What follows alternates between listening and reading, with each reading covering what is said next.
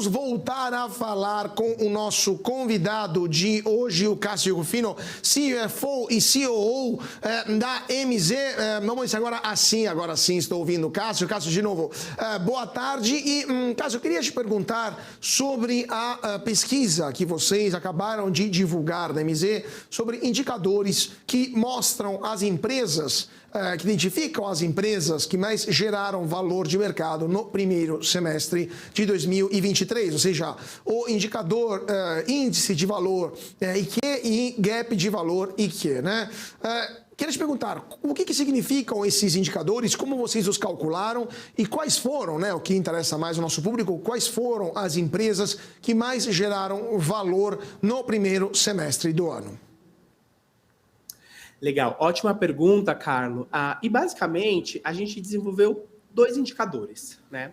Um que é o indicador de valor IQ, que é o IVIQ, e o outro que é o gap de valor, que é o GVIQ. Esses dois indicadores visam ser aí um auxiliador de investidores, profissionais de RI, com as suas iniciativas estratégicas para agregar valor para os acionistas, né? É uma forma que o RI relações com investidores, consegue mostrar o quanto gerou valor para o seu público, né? Falando especificamente sobre o índice de valor, ele é basicamente o EV dividido pelo EBITDA das empresas nos últimos 12 meses, né? E para algumas companhias, como real estate, financeiras e seguradoras, elas são o Price Book Value. Essa informação, ela é corrigida, né? Esse indicador, ele é real, ele é corrigido pelo upside da ação pelos analistas, ou seja, é um target price dividido pelo preço no momento, né? Então, é uma medida simples, real, clara sobre essa valorização das companhias, né?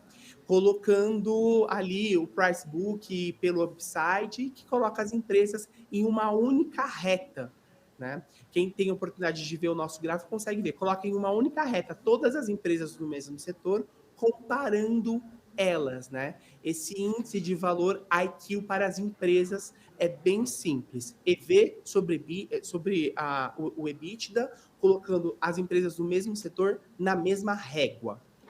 E o segundo indicador é justamente a questão do gap de valor, né? E a gente apelidou de GVIQ, ou seja, é a diferença entre a empresa de maior índice de valor, que é a grande estrela do setor, e as demais empresas que compõem aquele setor. Então, é a diferença de uma pela outra, né?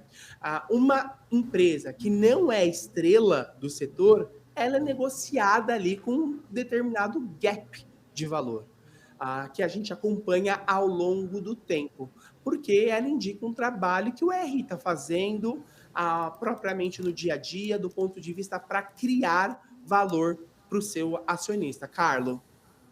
Perfeito. Agora, vamos falar um pouquinho, então, das ações que mais foram as que ganharam, né, que geraram valor para os acionistas ao longo desse ano. Estou vendo aqui 14 empresas, né, assumiram uma posição de estrelas entre as ações que mais ganharam valor. A melhor foi a Alpargatas. Não, aqui estão em ordem alfabética, né? Estou vendo aqui, estão em ordem alfabética. Então, para a gente entender, qual foi a melhor empresa que vocês identificaram na base desses dois indicadores e por que vocês acham que essa empresa foi tão bem? Tem alguma razão específica, alguma peculiaridade dela e das outras que foram as mais bem posicionadas? Legal. No gráfico de teia que a gente chama, a gente consegue ver o radar, e quem está nas suas extremidades são as empresas estrelas de cada um dos setores, né? Então, cada um dos setores tem ali a empresa que é estrela do seu setor.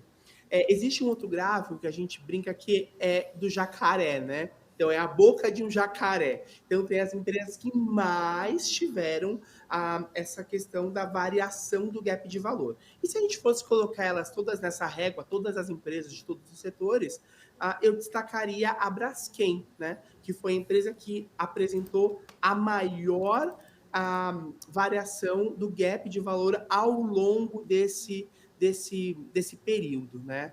Tem ações para serem feitas do ponto de vista estratégicos que muitas empresas de capital aberto já estão ali implementando, né? Hoje eu conversei aqui um pouco com Local Web e Braskem, e eu consigo citar algumas dessas implementações que as empresas estão fazendo. Eu vou dar atenção para três, né? A primeira delas é ter uma homogeneidade entre os analistas sell-sides, né? Que dá para medir isso, dá para ser homogêneo, e quanto mais homogêneo a informação que a companhia aberta provê para os seus analistas sell-side, menor é a percepção de risco e maior o upside do próprio papel, né? A segunda coisa é a própria gestão de base acionária, porque base acionária das companhias abertas se administra, né? Então, por que investir na companhia? Por que aquele papel é bom? Então, tem que ter um trabalho de target bem feito, com a atração correta dos investidores para a base das companhias, e isso gera valor, né? Cria valor para as companhias abertas. E, consequentemente, esse valor é transmitido para todos os seus stakeholders. Então, o investidor está ali ganhando com esse trabalho bem feito da ponta da empresa de capital aberto. E o terceiro ponto a se destacar é a reputação corporativa. Isso ganha uma relevância ao longo do tempo e passa a ser pauta dos profissionais de RIs das companhias abertas, como vocês podem ver no gráfico do estudo, né? Se a gente for ver ao longo do tempo, para as empresas do Standard Poor's 500, o componente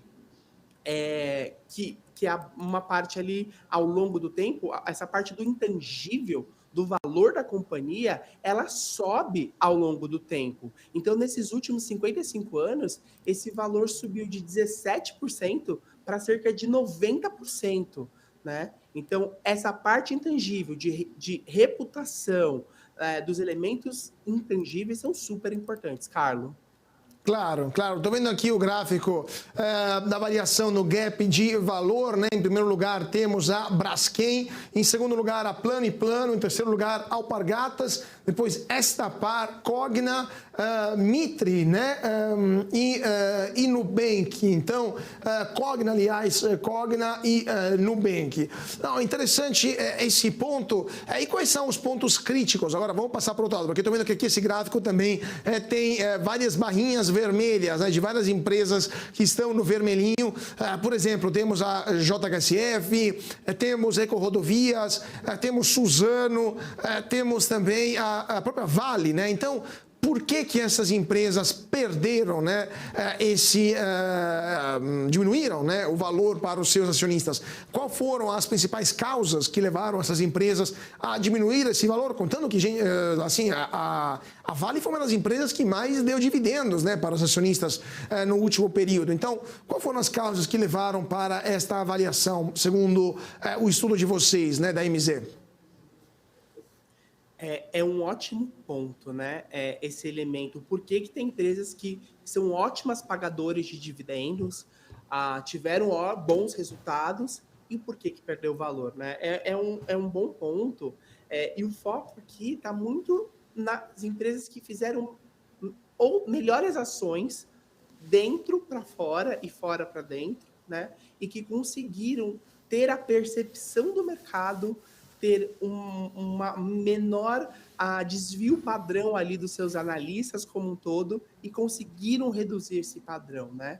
Então, às vezes, não basta ter um bom resultado, precisa ter uma boa reputação, uma boa conjuntura interna, um bom trabalho de gestão de base acionária como um todo, conversar corretamente com os analistas, ter essa homogeneidade da base como um todo, para diminuir riscos e incertezas, né? Então, a gente, às vezes, tem companhia que tem 15 analistas sell-sides como um todo, só que o desvio padrão tá gigante. Tem analistas falando que tá 20 target price, tem outros falando que tá 5, 10. Então, tem uma grande disparidade nessa questão. Então, é um pouco desse trabalho interno que as companhias ganhadoras do valor do prêmio como um todo, né, do gap de valor, conseguiram fazer de melhor na questão do mercado, tá? Perfeito, perfeito. Então, vamos dar uma olhada, então, com calma, este estudo. A gente vai publicar também isso no nosso portal e, com certeza, vamos voltar a falar com vocês da MZ. Enquanto isso, muito obrigado, Cássio Rufino, CFO e CEO da MZ, por ter estado conosco e explicado esse estudo tão interessante sobre quais são as empresas que mais ganharam e quais mais perderam, né, valor no mercado no primeiro semestre de 2023. Cássio, muito obrigado por sua participação e até mais. Obrigado, Carla. Até a próxima. Foi um prazer. Prazer todo nosso.